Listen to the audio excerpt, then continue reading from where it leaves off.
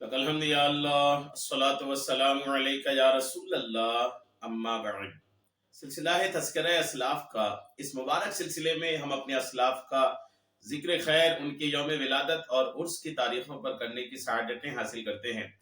آج اس عظیم الشان شخصیت کا ہم ذکر خیر کرنے جا رہے ہیں، وہ ہیں سید الطائفہ ابو القاسم حضرت شیخ جنید بغدادی رحمت اللہ تعالی علیہ۔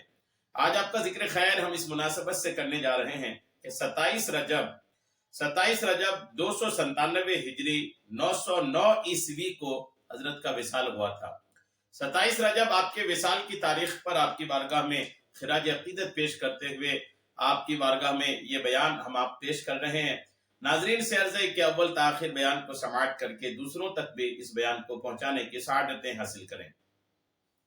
آپ کی ولادت باسعادت سے پہلے سلسلہ قادریہ کے شجرے میں حضرت کے تعلق سے جو شعر ہے، آپ وہ شعر سنیے، پھر اپنے بیان کی شروعات کرتے ہیں۔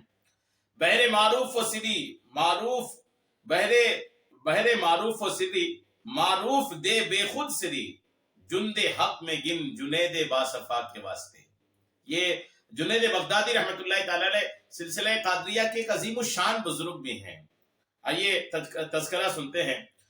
آپ کے والد ماجد نہاون کے رہنے والے تھے، مگر آپ کی ولادت غالباً 218 ہجری میں بغداد میں ہوئی، یعنی بغداد میں ہی آپ کی پیدائش ہوئی۔ آپ کا اسم شریف، آپ کا نام نامی اور اسم گرامی جنید بغدادی ہے۔ آپ کی کنیت ابو القاسم اور القاب میں سید الطائفہ، طاؤس العلماء، قواریری، زجاج، خزار و لسان القوم بھی ہے۔ الحمدللہ۔ قواریری اور زجاج آپ کو اس وجہ سے کہتے ہیں کہ آپ کے والد ماجد محمد بن جنید شیشہ کی تجارت کرتے تھے، اور خزار اس سبب سے کہتے ہیں کہ چرم فروشی بھی کرتے تھے۔ جب آپ کی عمر شریف 7 برس کی ہوئی تو حضرت سری سکتی رحمت اللہ تعالی علیہ کے ساتھ زیارت حرمین شریفین کو تشریف لے گئے۔ جب آپ بیت اللہ شریف میں حاضر ہوئے تو وہاں پر 400 علماء و مشائخ رونق افروز تھے، اور ان کی اس مجلس میں مسئلہ شکر پر گفتگو چل رہی تھی۔ شکر کا جو مسئلہ ہے اس پر 400 علماء گفتگو کر رہے تھے۔ اس مجلس میں ہر ایک نے اپنی اپنی رائے کا اظہار فرمایا۔ آخر میں حضرت سری سکتی رحمت اللہ علیہ نے اپنے بھانجے حضرت جنید بغدادی رحمت اللہ علیہ سے ارشاد فرمایا کہ اے جنید، تمہیں بھی کچھ کہنا چاہیے۔ اس پر آپ نے تھوڑی دیر تو سر جھکائے رکھا، پھر ارشاد فرمایا، شکر یہ ہے کہ جو نعمت تجھے رب تعالیٰ نے عطا کی ہے اس نعمت کی وجہ سے نافرمانی نہ کرے، اور اس کی نعمت کو نافرمانی و مصیبت کا ذریعہ و معصیت کا ذریعہ نہ بنائے۔ جی ہاں، یہ بہت توجہ قابل بات ہے کہ شکر کی تعریف سب نے اپنے اپنے انداز میں کی، لیکن حضرت جنید بغدادی رحمت اللہ تعالی علیہ نے فرمایا کہ شکر یہ ہے کہ اللہ کی جو بھی نعمت آپ کو ملی ہے آپ اس نعمت کے ذریعے سے رب کی نافرمانی نہ کریں، یہ اللہ کریم کی نعمت کا شکر ہے۔ الحمدللہ۔ اس جواب پر ان تمام علماء و مشائخ کی جماعت نے برجستہ فرمایا کہ احسنتا یا قرۃ ایمن الصدیقین، اے ہماری آنکھوں کی ٹھنڈک، تو نے جو کچھ کہا ہے بہت ہی اچھا کہا ہے، اور تو اپنی بات میں صادق یعنی سچا ہے، اور ہم اس سے بہتر نہیں کہہ سکتے۔ اس کے بعد حضرت سری سکتی رحمت اللہ علیہ نے ارشاد فرمایا کہ اے بیٹے، تو نے ایسی بے مثال باتیں کہاں سے سیکھی ہے؟ تو آپ نے جواب دیا کہ حضور، آپ ہی کی فیض بخش صحبت سے حاصل کیا ہے، اور زیارت حرمین طیبین سے پھر آپ گھر تشریف لائے۔ جب آپ مکتب میں تعلیم حاصل کر رہے تھے تو اسی زمانے میں آپ ایک دن اپنے والد ماجد کو روتے ہوئے دیکھا۔ آپ نے دریافت کیا تو آپ کے والد ماجد نے جواب دیا کہ آج میں نے مال زکوٰۃ میں سے کچھ حصہ تمہارے ماموں حضرت سری سکتی رحمت اللہ علیہ کے پاس بھیجا تھا، مگر انہوں نے لینے سے انکار کر دیا، جس کی وجہ سے میری آنکھوں سے بے اختیار آنسو نکل آئے۔ حضرت جنید بغدادی رحمت اللہ علیہ نے ارشاد فرمایا کہ آپ وہ مال مجھے عطا فرمائیں تاکہ میں اس کو حضرت کی خدمت میں دے آؤں۔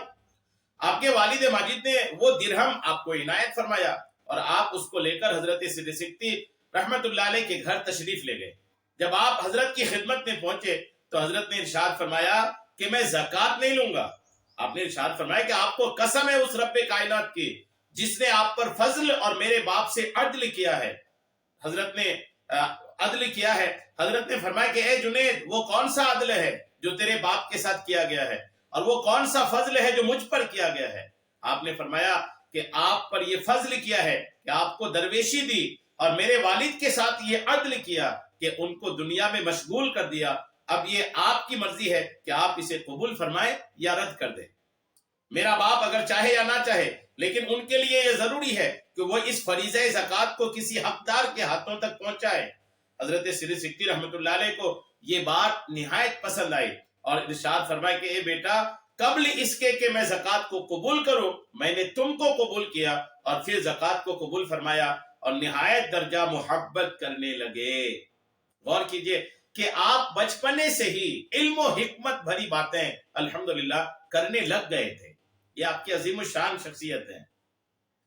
شیخ علی الاطلاق قطب بالاستحقاق، منبع اسرار، مرقع انوار، سلطان طریقت و ارشاد، سید الطائفہ حضرت شیخ جنید بغدادی رحمت اللہ تعالی علیہ، آپ سلسلہ عالیہ قادریہ رضویہ کے 11ویں امام و شیخ طریقت ہیں۔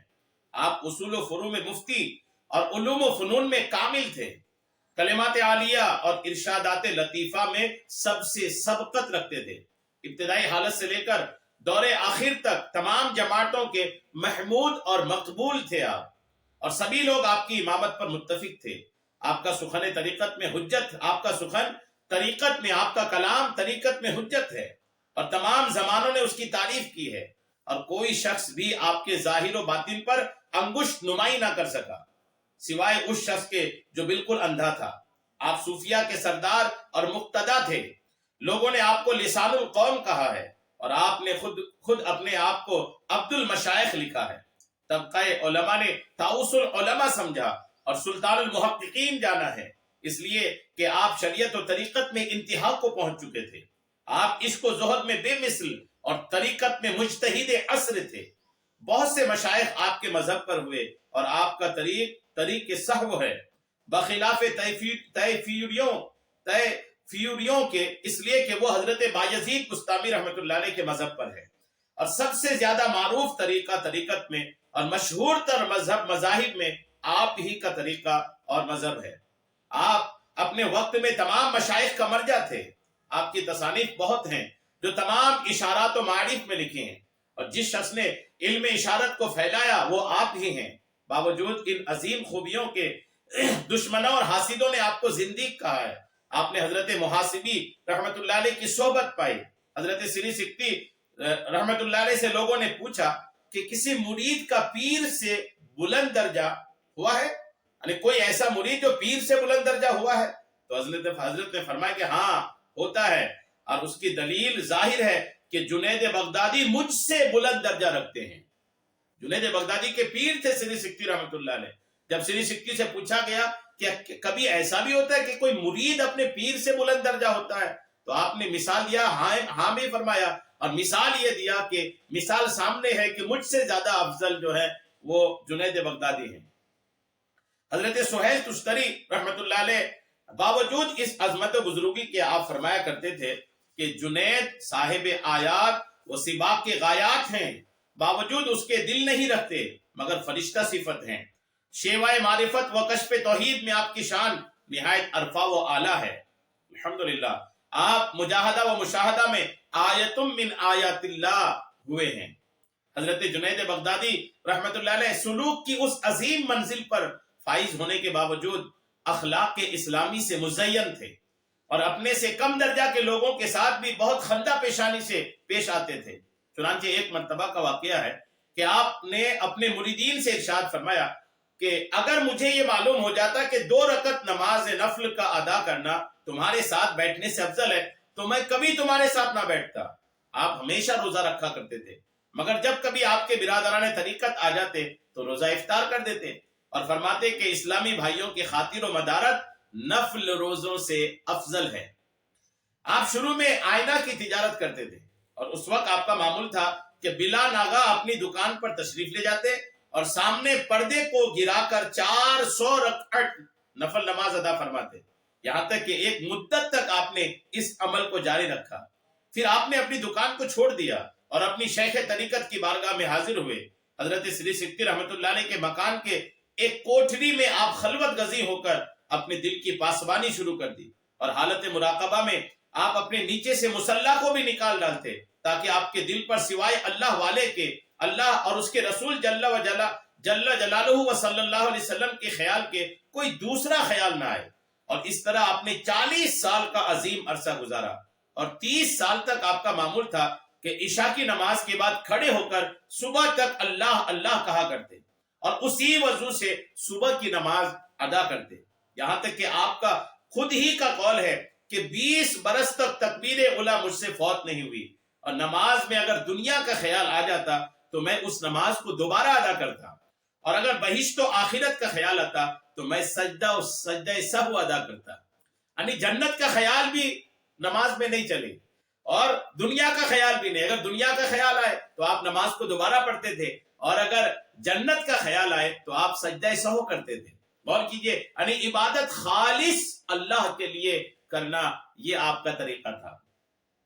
آپ ہمیشہ عالمانہ لباس کو زیب تن فرماتے۔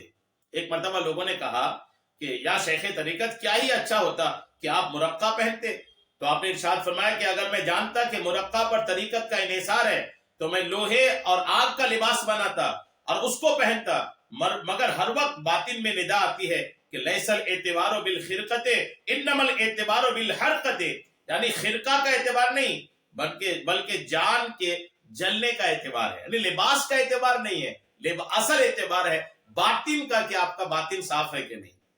ایک بزرگ کا واقعہ ہے کہ وہ خواب میں سرکار عبد قرار صلی اللہ تعالی علیہ وسلم کی زیارت سے مشرف ہوئے۔